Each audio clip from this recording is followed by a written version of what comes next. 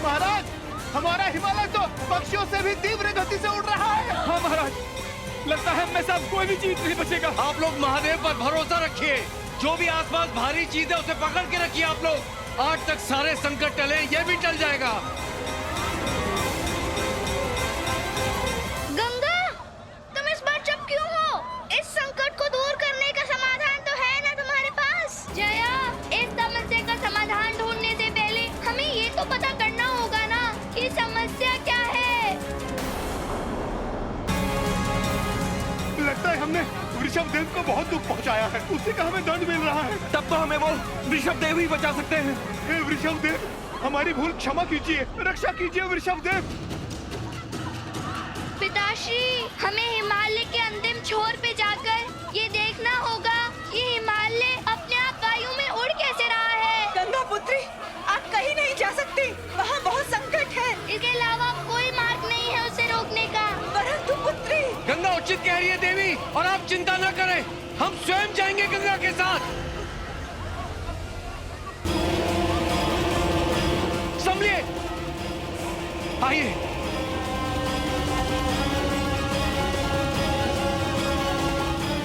आइए पुत्री, संभल के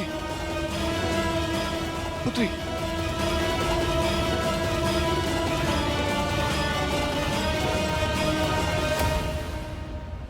पिताश्री, यहाँ तो नीचे कोई भी नहीं है।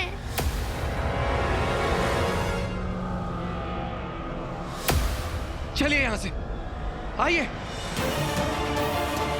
संभल के पुत्री, संभल के पकड़ लीजिए। हमें ये समझ नहीं आ रहा कि हिमालय स्वयं तो वायु में उड़ नहीं सकता। यदि ये कार्य किसी असुर का है, तो वो असुर दिखाई क्यों नहीं दे रहा? क्योंकि वो जीवित असुर नहीं, अपितु अंधकासुर का पिता हिरण्याक्ष का आत्मिक रूप है।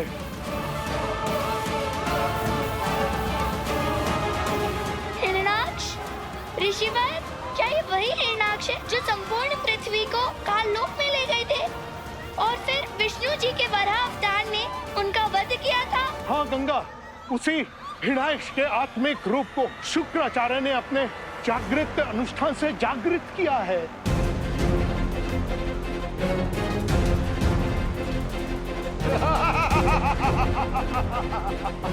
तो ऋषिवर, चाहे असुर कितना शक्तिशाली क्यों ना हो, किंतु इसे रोकने का कोई ना कोई मार्ग तो अवश्य होगा ना? गंगा, अधर्म को रोकने का एक ही मार्ग है, धर्म का मार्ग। असुरों की शक्ति को केवल भक्ति द्वारा ही रोका जा सकता है। ऋषिवर, हम समझ गए हमें क्या करना है, किंतु आप हमें आशीर्वाद दीजिए ताकि हम अपना कार्य सफलता से कर सके। कल्याण हो गंगा, तुम्हारा कल्याण हो। पुत्री, पुत्री, संभल के पुत्री। ऋषिवर, हमारी समझ में ये नहीं आ रहा है कि हम अपने प्रजाजनों को हिमालय के कौन से छोर में लेकर जाएं, जहां वो सुरक्षित हो। महाराज, मेरा आश्रम हिमालय के मध्य में स्थित है, वहाँ सभी लोग सुरक्षित रहेंगे। आइए देवी, संभल के आइए।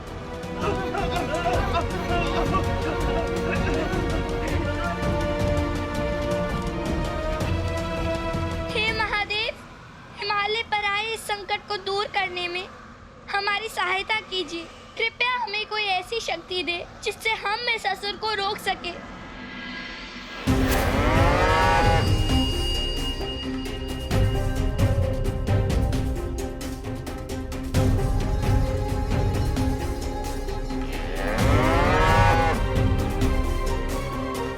ऋषभ, तुम कौन हो हम नहीं जानते, और राजकुमारी गंगा से तुम्हारा क्या कार्य है, किंतु यह तुम्हारी अंतिम चेतावनी है। अगर तुम अपनी भलाई चाहते हो तो हिमालय की इस पवित्र भूमि पर अपने पग मत रखना।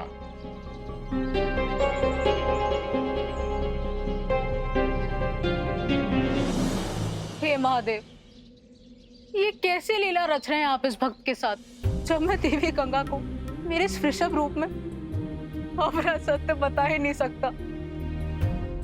तो आपने मुझे मेरे वास्तविक स्वरूप के बंधन में क्यों बांध दिया? आपका मुझे इस विवशता तक पहुंचाने का उद्देश्य क्या है महादेव?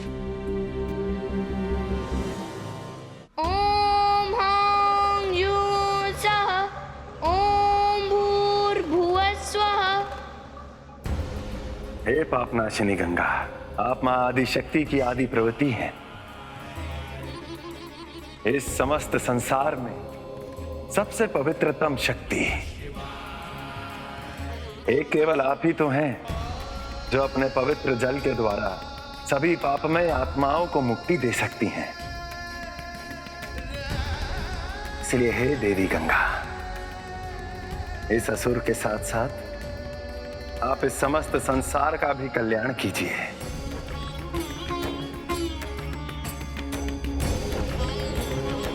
तथास्तु।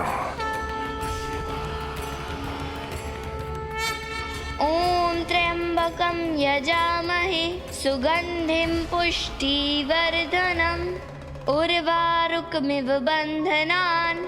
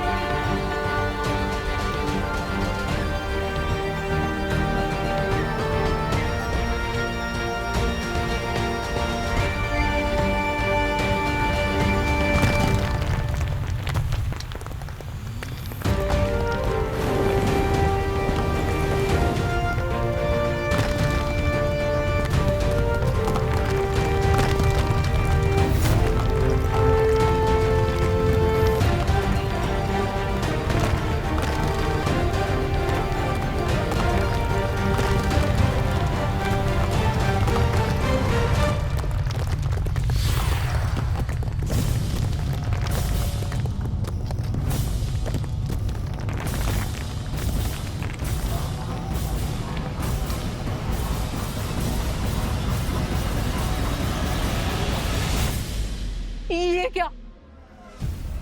ये असुर तो पूरा हिमालय उठाकर ले जा रहा है।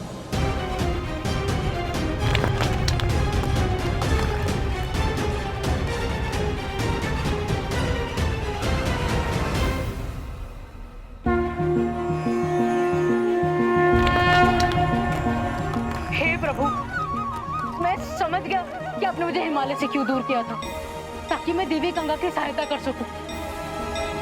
परंतु मुझे क्षमा कीजिएगा महादेव, मैं आपका उद्देश्य नहीं समझ पाया।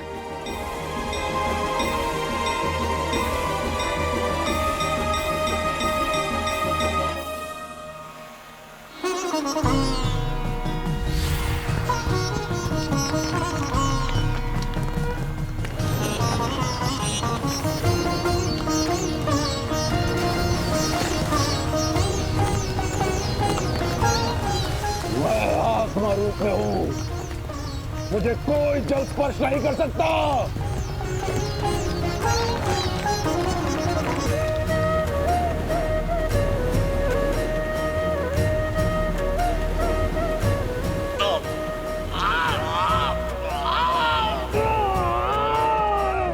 नहीं, ये कौन सा दिव्य जल है जो मेरे आत्मिक रूप को समाहित कर रहा है? नहीं, नहीं।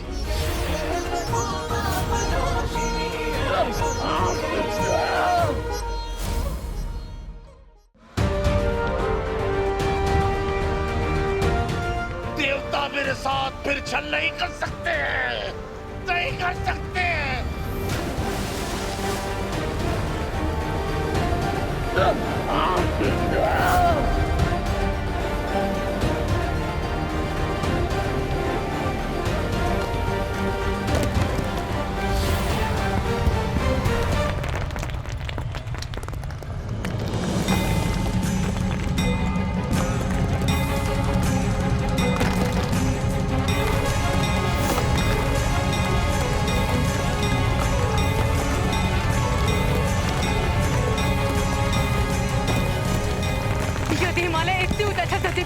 तो उसके खंड खंड हो जाएंगे।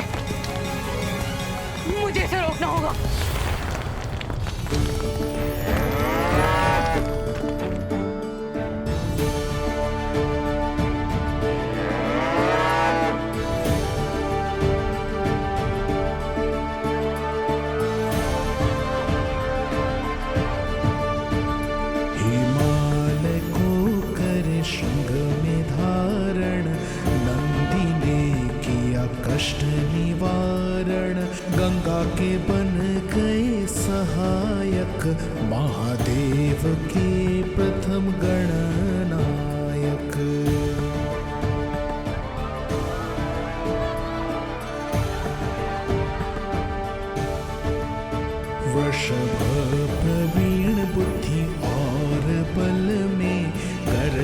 स्नान है गंगा जल में, धन्य है नंदी रूप तुम्हारा, गंगा का सानिध्य प्यारा।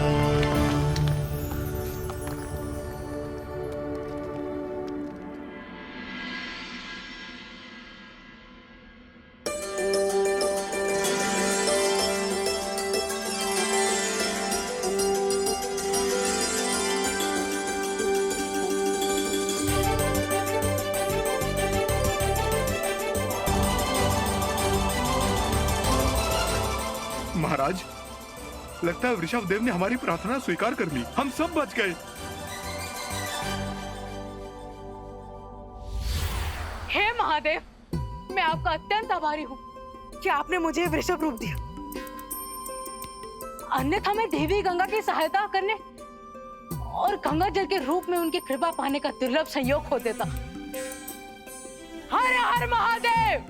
नंदी, अंततः तुमने उस सत्य को समझ ही लिया जिसके कारण तुम्हें वृषभ रूप धारण करना पड़ा था। तुम्हारा कल्याण हो।